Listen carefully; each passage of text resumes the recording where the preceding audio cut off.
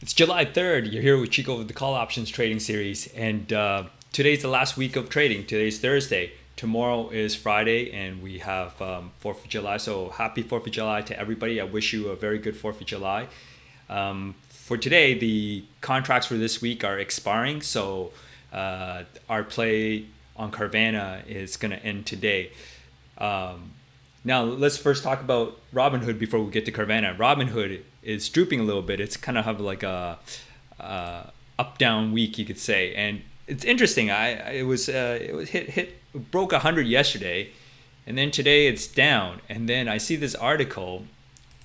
This is OpenAI, because OpenAI was offering equity through its new tokenized ecosystem to EU users, and so it was there. Also here it says there's a promotion offer of €5 worth of tokens to EU users, for I don't know exactly what these tokens are for, if it's specifically for OpenAI or SpaceX. I think there was another article. Okay, hold on. Yeah. Okay. So I don't know what the tokens are for, like, the promotion tokens, but you can get tokens for OpenAI and SpaceX. That's what they're offering.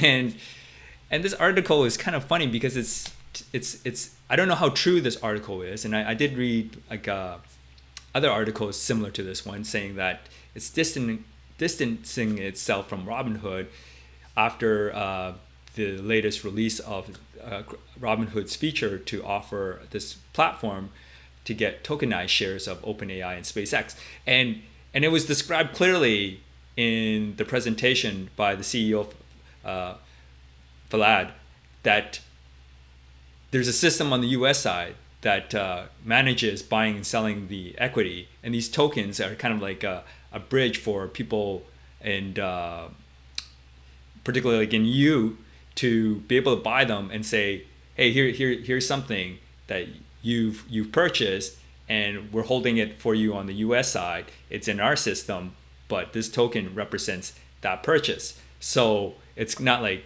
you're not having the shares directly in your name. It's just this method where it's kind of like you have a friend. Your friend buys it for you and says, I bought this for Chico. I'm in this other country, but I'm holding this even though it's in my name, and he has a certificate that I gave him, and signed it with love, friendship, and my signature and blood or whatever. And Chico has this. It's like, yeah, my friend is holding this share for me, And if I sell this certificate, then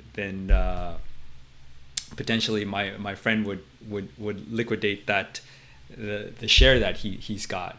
So it's similar, somewhere along those lines, but maybe not exactly well described. So take it with a grain of salt. But I'm just trying to explain a little bit about, like, what was described. It was yeah,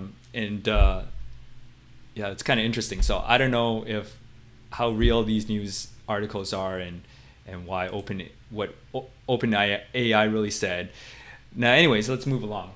So we got the U.S. job labor market. It came out today, and it beat expectations, and unemployment fell to 4.1%. So the labor market in the U.S., according to this job report, is still intact, and it's going well. So the markets are up about almost 1%. Nasdaq's over 1%, and S&P and Dow is like a 0.8 and change. Now let's get to Carvana. Okay, let's move this window out of the way. Yeah, Carvana. Carvana is up. Okay, actually, let's bring it back here. Let me pull up Carvana. I like looking at the stock chart on Yahoo. It's just like easier on the eyes, especially for this video series. And yeah, so today it's up at 348, and yeah, it's been going up. This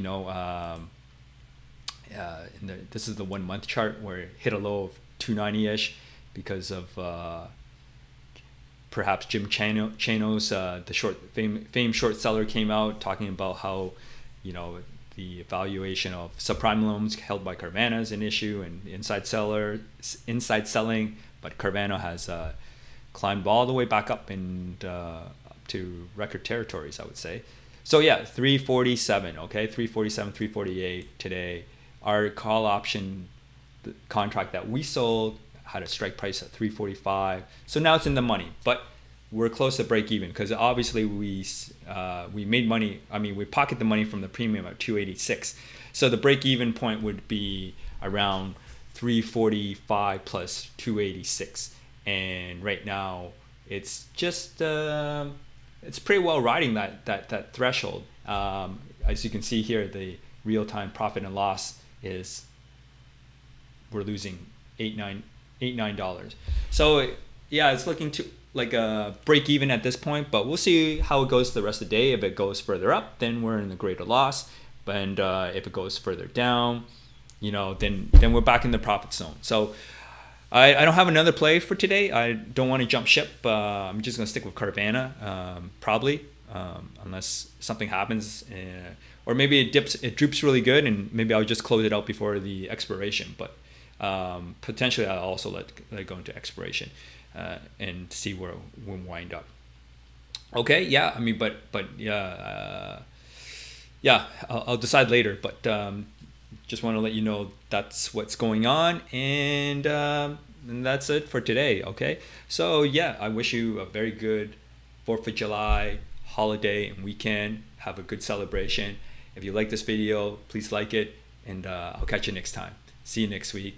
Well, actually, we'll have a weekly recap, of course, later on before the next week. Take care.